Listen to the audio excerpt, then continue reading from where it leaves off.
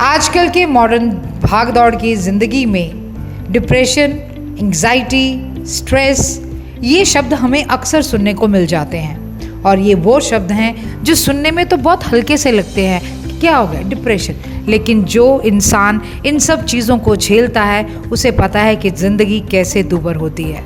उनके लिए जीवन किसी भी यातना से कम नहीं होता, लेकिन कहते हैं ना कि अगर प्रॉब्लम्स हैं तो उनका सल्यूशन भी है। इस मन को ठीक करने के लिए आज हम आपको लेकर चल रहे हैं mind clinic by Shreya Dogra. Shreya Dogra जो कि MA clinical psychology and PGDGC counselling psychologist हैं, member of American psychological association, member of IAOTH है। श्रेया डोगरा एक जानी मानी साइकोलॉजिस्ट हैं जो इंसानों को anxiety, phobia, depression, OCDs, eating disorders, autism, anger issue, kids group orientation programs, IQ and ability testing, personality and psychometric testings के लिए जानी जाती हैं। आइए करते हैं बातचीत श्रेया डोगरा जी से। दर्शकों, पंजाब प्लस चैनल पे आपका स्वागत है। आज हम आपको मिलाने जा रहे हैं एक ऐसी शख्सियत के साथ जिन्होंने लोगों को एक नई जिंदगी दी है, उनको डिप्रेशन से दूर किया है, उनके रिलेशनशिप के जो मामले थे उनको एक नई आवाम पे बचाया है, खुशी दी है उनको। हमारी मुराद है श्रेया डोगरा जी के साथ जो साइकोलॉजिस्ट हैं। श्रेया जी, स्वागत है आपका हमारे स्पेशल शो में। Thank you so much sir. Shreya ji, क्या कहना चाहेंगे कि आप जैसे जैसे आपका एक्सपीरियंस बढ़ रहा है, डिफरेंट टाइप ऑफ डिप्रेशन के cases, different type of relationship के केसेस, डिफरेंट टाइप ऑफ वो लोग जो नशे की दलदल में दसे हुए हैं, क्या कहना चाहेंगे कि बहुत सारा जो है डाटा आ रहे हैं, आप लोग उनको पैसिफाई कर रहे हो और नई जिंदगी दे रहे हो, क्या कहना चाहेंगे? सबसे पहले तो मैं बहुत लकी फील करती हूँ कि मैं ये काम कर पा रही हूँ, इतने लोगों को हेल्प कर पा रही हूँ, तो बहुत अच्छी बात है। एंड ये किसी भी तरीके से हम इस बात को इग्नोर नहीं कर सकते कि आजकल इस टाइम पे हमें मेंटल हेल्थ पे जितना फोकस करना चाहिए उतना ही फिजिकल हेल्थ पे करते हैं। यहाँ पे कहीं पे भी कुछ डिनाइल या इग्नोरेंस वाली कोई चीज़ अब रह ही नहीं गई है। Mental health and physical health दोनों ही बहुत इंपॉर्टेंट पार्ट है हमारी लाइफ का एंड हमें दोनों के ऊपर बहुत ध्यान देना है। जैसे आपका ये पैशन है, आप कॉलेजों में जाकर लेक्चर देते हैं, आप स्कूलों में जाकर लेक्चर देते हैं, आप लोगों को काउंसिल करते हैं, आपको लोग बुलाते हैं, क्या कहना चाहेंगे कि आपका माइंड ये है कि आज का जो सिनेरियो है जिसमें आप लोगों को बहुत ज़्यादा प्रेशर सिचुएशन में रहना पड़ता है, जिसमें अपना रेजिस्टेंस बहुत ज़्यादा मुश्किल है, वैसे में नेचुरली बात है कि टाइम की कमी और प्रेशर आना स्वाभाविक है, और उस पर प्रेशर को कैसे रिलीज करना है, कैसे आपने खुश रहना है, क्या कहना चाहेंगे? सर, ये तो आपने बिल्कुल सही कहा, प्रेशर तो हमेशा रहेगा और हम स्ट्रेस फ्री लाइफ जी ही नहीं सकते। हम स्ट्रेस को मैनेज कर सकते हैं और फिर मुक्ति तो पा ही नहीं सकते। उसको बैलेंस आउट करने के लिए हमें अपने पूरे दिन में कैसे अपना टाइम शेड्यूल बनाना है, वो बहुत इंपॉर्टेंट चीज़ है। सबसे इम्पॉर्टेंट चीज़ ये है कि हमारे रिलेशनशिप्स, दैट मीन्स हमारी इमोशनल कैपेसिटी अच्छी रहे, इमोशनल वेलबींग अच्छा रहे, उसके लिए हमें अच्छे रिलेशनशिप्स चाहिए। हमारी बॉडी अच्छी रहे, उसकी तरफ से हमें कोई स्ट्रेस ना हो, तो आपको कोई ना कोई अपना फिजिकल एक्टिविटी करनी है, जैसे जिम हो गया का अपना वर्कआउट करना है, जैसे भी।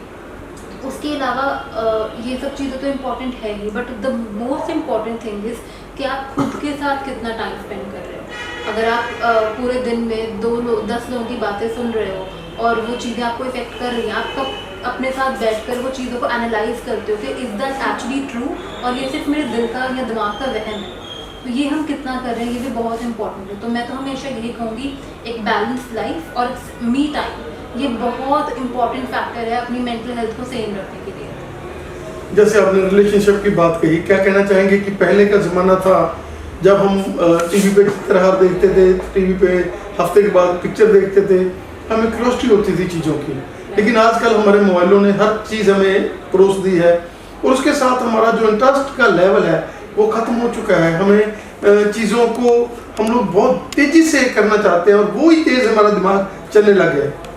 सर, बात तो आपकी बिल्कुल सही है, but change is the only constant thing this life. हम अगर मोबाइल फ़ोन्स की बात करें तो उन्होंने जितना हमें चलो ये प्रॉब्लम्स भी है, बट उनसे बहुत फ़ायदा भी हुआ। इंसान को चीज़ को यूज़ ऐसे करना चाहिए कि वो उनको प्रॉब्लमैटिक सिचुएशन में ना डाले।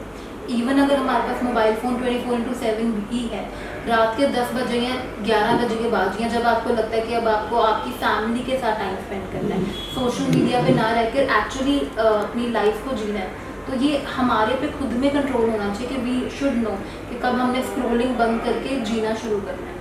तो ये तो आई थिंक पूरा का पूरा सिर्फ हमारी कंट्रोल पे बात। डिवोर्स के जितने भी केसेस हैं आपने सॉल्व किए हैं और आप पैसिफाई करते हो, आपका माइंड ये नहीं होता कि वो लोग डिवोर्स कर लें, आप उनको पैसिफाई करके बहुत सारे घर आपने बसाए हैं।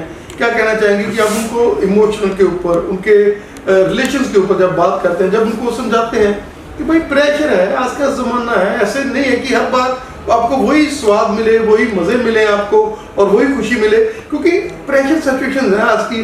जब आप उनको काउंसिल करते हैं एक दूसरे को कि आपको समझने का टाइम है, अगर आप प्रेशर में हो तो वो भी प्रेशर में है। जब आप उनको दोनों को समझाते हैं और उनको बोलते हैं कि नहीं, आप लोगों ने अपनी इगोइस्टिक नहीं बनना बल्कि एक इंसान बनना है, आपने अपने आप को देखिए, आपका अपना है, उसके सामने आपके साथ क्या है, आप उसके सामने ईगो क्या है। सर ये तो फैक्ट है, जब दो वो लोग आते हैं जिनकी पूरी लाइफ ही डिफरेंट होती है, एक वो अलग तरीके से पले बड़े होते हैं, उनकी नेचर अलग होती है, उनका देखने का दुनिया को तरीका अलग होता है, तो प्रॉब्लम्स तो आएंगी। जब वो एक ही साथ रहेंगे तो प्रॉब्लम्स तो आना बिल्कुल नॉर्मल चीज़ है। जो एक्चुअली हम लोग नहीं समझ पाते ये बात है कि आजकल हर एक इंसान के ऊपर बहुत ज़्यादा, हम कह सकते हैं ट्रॉमा है, या बहुत ज़्यादा एक बैक पैक लेकर आते हैं वो जब भी किसी रिलेशनशिप में आते हैं। इतनी चीज़ें हो गई होती हैं लाइफ में कि वो दुखी होते हैं, डर जाते हैं कि मेरे साथ फिर वैसा ना हो जाए, फिर ऐसा ना हो जाए, कुछ भी बुरा जो होता है वो कभी कभी डर की वजह से वो चीज़ें ख़राब हो जाती हैं। तो बहुत इंपॉर्टेंट है कि आप अपने पार्टनर को एज अ ह्यूमन फर्स्ट देखो कि वो क्या लाइफस्टाइल रहा है उनका, क्या लाइफ में हुआ है, उनके डर को समझो। अगर वो रीश्योरेंस मांग रहे हैं, अगर कोई है इंसान जो ओवरथिंक कर रहा है, ओवरथिंकिंग करना किसी को भी पसंद नहीं है, बट अगर वो कर रहा है तो उसको रीश्योरेंस आपको देनी चाहिए। आपको समझना चाहिए कि वो प्रॉब्लम कहाँ से अराइज हो रही है। इवेंचुअली वो पर्सन को जब आप सिक्योर फील करवाओगे वो सिचुएशन ऑटोमेटिकली ठीक हो जाएगी। तो it's very important to understand कि वो इंसान का जो नेचर वो आ कहाँ से रहा है, वो बहुत इंपॉर्टेंट। बट लोगों के पास टाइम नहीं है ना पेशेंस है ये सब चीज़ें समझने की, इसीलिए डिवोर्स रेट में भी इतने बढ़ गए हैं। क्या कहना चाहेंगे कि जब एक बार मैरिज हो जाती है तो ये सोचना चाहिए कि पहले वाला जो है वो जब हम आगे जाते हैं तो सर्कस हुआ, उसके लिए आपने कुछ नहीं सोचना कि पहले क्या हुआ जिंदगी में, क्योंकि हर बंदे की जिंदगी है, हर बंदा जिंदगी जी रहा है। मैरिज लेट हो रही हैं, हम लोग जल्दी हो रहे हैं, तो नेचुरली बात है कोई ना कोई कहीं ना कहीं हम लोग कहीं फिसल भी जाते हैं। लेकिन जब हमारी मैरिज होगी, जब हम आपके सामने चले गए, उसके बाद आपने ना तो पुरानी जिंदगी उनकी फरोलनी है और ना ही अपनी फुलाने देनी है। ये जिंदगी मतलब तब जब आपका स्टार्ट हो गया तो इसका मतलब कि आपकी जिंदगी नई शुरू होगी और आपने पुराना सारा कुछ सड़के सुहा। ऐसे नहीं है कि आप लोग उसको खंगेलते रहो क्या हुआ था, कैसे है। और आप जब भी, जैसे आपने कहा कि श्योरिटी, क्योंकि देखिए हस्बैंड वाइफ है, अपना उनके जिंदगी में एक रिलेशनशिप है, उन्होंने सारी जिंदगी गुजारनी है। अगर उनको किसी चीज के ऊपर है भी, जैसे आपने बोला, तो उसको पैसिफाई करना चाहिए। अगर वाइफ को हस्बैंड के ऊपर है तो भी पैसिफाई करना चाहिए, क्योंकि ये जिंदगी है और जिंदगी हमने जीनी है।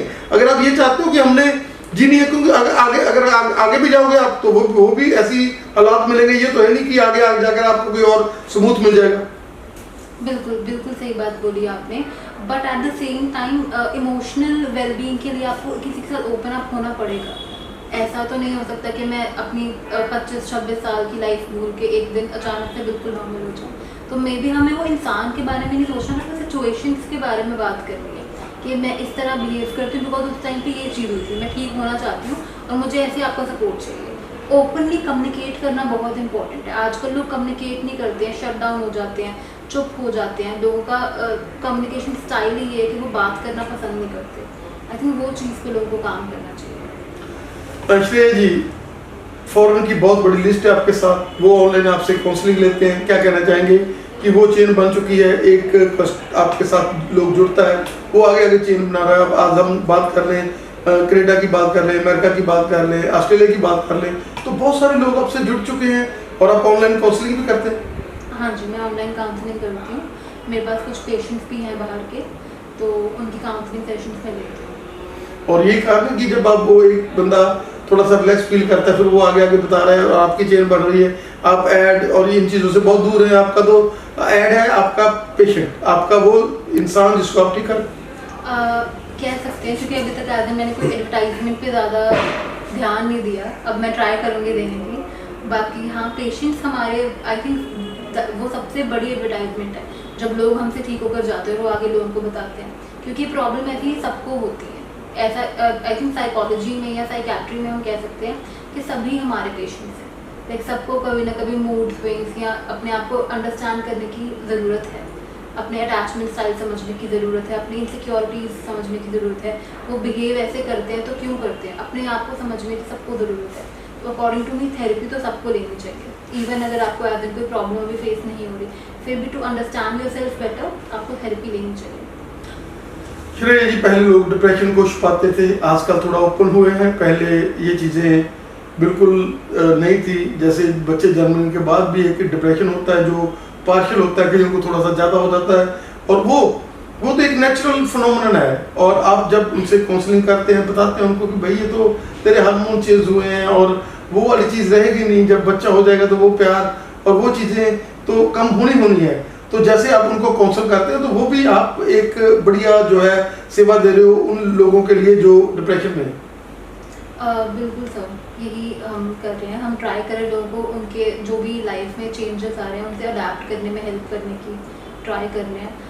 बाकी डिप्रेशन को समझना बहुत मुश्किल है। मुझे लगता है लोगों को लगता है कि उनका 2 दिन मूड ऑफ हो गया तो उन्हें डिप्रेशन है। ऐसा एक्चुअली होता नहीं। डिप्रेशन एक डिसऑर्डर हम जिसे बोल सकते हैं, डायग्नोज कर सकते हैं। एक वो प्रॉब्लम है जो कुछ लोगों को होती है। इट्स नॉट लाइक कि आपको 2 दिन मूड ऑफ हो गया तो आप बीमार हो या आपको डिप्रेशन, ऐसा नहीं होता है। उसकी एक प्रॉपर डायग्नोस्टिक क्राइटेरिया है जिसके तरीके से हम देख के बता सकते हैं कि इस पर्सन को कोई डिप्रेशन की प्रॉब्लम है कि नहीं। चाइल्ड साइकियाट्री के लिए आप बहुत ही फेमस हैं और बहुत सारे लोग आपके पास अपने बच्चों को लेकर आते हैं। क्या कहना चाहेंगे कि चाइल्ड बिहेवियर का भी आप सेवा करें? सर, चाइल्ड बिहेवियर में आजकल जो एक सबसे बड़ी प्रॉब्लम हम देख रहे हैं, बच्चों के एंगर इश्यूज बहुत ज़्यादा बढ़ गए हैं। एडजस्टमेंट प्रॉब्लम बहुत ज़्यादा है, क्योंकि आजकल एक पहले तो जॉइंट फैमिली होती थी, बच्चों को एडजस्टमेंट हम सिखाते थे। आजकल फैमिली के पास, पेरेंट्स के पास टाइम भी नहीं है, वैसे भी सब अकेले रह रहे हैं, तो ये सब प्रॉब्लम्स बढ़ रही हैं। तो ये एक one of the major problem जो मैं देखती हूँ अपने पेशेंट्स में। बाकी हाँ जी, हम अपनी तरफ से पूरा ट्राई करें कि हम उनको हेल्प कर सकें। क्या कहना चाहेंगे कि पहले एनआरआई आते थे, कैंप लगाते थे आंखों के, और अब उनको इस चीज़ के कैंप लगाने चाहिए। अगर वो आकर एक साइकोलॉजिस्ट को साथ लेते हैं और उसको बोलते हैं कि आपने भाई हमारे गांव में जाकर लोगों को काउंसल करना है, लोग दुखी जो हैं, जिनके मन में उदासी है, उनको आपने ठीक करना है। क्या कहना चाहेंगे कि ऐसे कैंप अगर कोई एनआरआई ऑर्गेनाइज करना चाहे या कोई समाज सेवी संस्था करना चाहे तो श्रेया डोगरा उनके साथ अटैच है और वो उनसे बहुत ही कम फीस लेकर उनके साथ सेवा में जाएगी? बिल्कुल, मैंने तो ऐसे बहुत कैंप लगाए भी हैं। फीस तो छोड़ो, मैं तो फ्री में भी ये करने को रेडी हूँ, बिकॉज आई बिलीव ये जो चीज़ें हैं मेंटल हेल्थ के लिए अवेयरनेस है, ये हमारी कंट्री के लिए, सोसाइटी के लिए बहुत इंपॉर्टेंट चीज़ है। क्योंकि यहाँ पे लोगों को पता ही नहीं होता, उन्हें साइकोलॉजिस्ट के पास जाना पड़ता है। हमें पता है मुझे बुखार हो जाए तो मेरे को डॉक्टर के पास जाना है, बट जब मेरा मूड ऑफ है, कोई रीज़न नहीं है, काफ़ी टाइम से मुझे अकेले रहने का मन करता है, मेरा कुछ काम करने का मन नहीं करता, मुझे अजीब ख्याल आते हैं, मुझे ऐसी चीज़ें फील होती हैं जो मैं समझा भी नहीं पाती कभी कभी किसी को, तो कब किसके पास जाना हमें पता ही नहीं है। तो इसके लिए अवेयरनेस होना बहुत इंपॉर्टेंट है। कैंप एक बहुत अच्छा तरीका है अवेयर करने का, और मैं तो ऐसी चीज़ों के बिल्कुल ओपन हूँ। श्रेया जी, जैसे आजकल एल्गोजस्ट बच्चे जल्दी हो जाते हैं, मैरिजेस बहुत लेट है, चाहे वो लड़के हैं चाहे लड़की हैं। लड़कों के लिए तो आज भी हमारा समाज जो ओपन है, उसके लिए तो कोई नहीं, लड़का कहीं मर्जी जाता रहे, जैसे मर्जी करता रहे। क्या कहना चाहेंगे कि लड़कियों में भी ये जो उदासी है, ये परेशानी है, उसके लिए भी आप उनको काउंसल करते हैं कि नहीं घबराओ नहीं, मैं आपको काउंसल करूँ कैसे आपने उस पीरियड से निकलना है? जी, ये क्योंकि ट्रांजिशन फेज होता है लाइफ का, शादी ट्रांजिशन फेज होता है कि आप एक पूरा की पूरी आपकी लाइफ बदल जाती है। तो ये बहुत बड़ा डिसीजन है जो बहुत समझदारी से टाइम लेकर ही लेना चाहिए। बाकी अगर किसी को इसकी वजह से कोई ब्रेकअप इशू हो रहा है या कोई वैसे प्रॉब्लम हो रही है तो हाँ जी, हम उसका भी इलाज करते हैं। Shreya ji, you are an institution, you have long data, आपका ने हमें समय दिया, आपका हमें समय देने के लिए बहुत बहुत धन्यवाद। दर्शकों, नंबर नीचे चल रहे हैं और एड्रेस जो है KMB कॉलेज के बिल्कुल सामने, इंडसलैंड बैंक के बिल्कुल ऊपर इनका ऑफिस है। आप कभी भी आकर 9 से 5 बजे के बीच में आप इनसे बातचीत कर सकते हैं, फ़ोन कर सकते हैं, अपॉइंटमेंट लेकर आप आ सकते हैं। श्रेया जी, आप हमें समय देने के लिए बहुत बहुत धन्यवाद। Thank you so much.